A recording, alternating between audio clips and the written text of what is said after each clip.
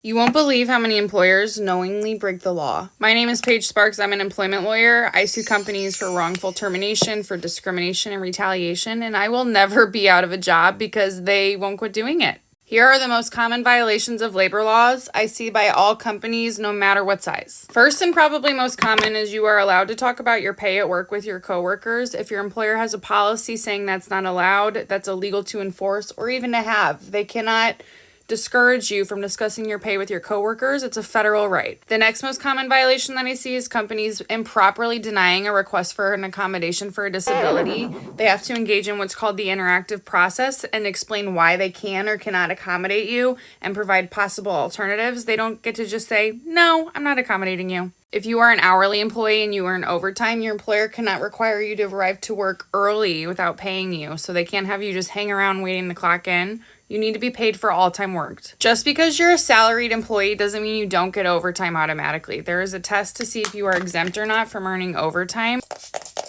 So for example, if you're an office staff person and you're told your salary so you don't get overtime, that's not really how it works. You may be entitled to overtime. Just because your boss says you're a 1099 contractor doesn't mean you are. I can't even begin to tell you how many companies I've sued for firing someone the day their workers' compensation claim settles for no legitimate work reason. Like, that's not suspicious. You also can't be retaliated against for reporting certain illegal discrimination, which is why you always want to make sure you do it in writing so that we can prove that you said it. You also can't be fired for using things like FMLA. The things I'm talking about are illegal in every state because they are federal law, so it doesn't matter if you're in an at-will employment state, it's still illegal.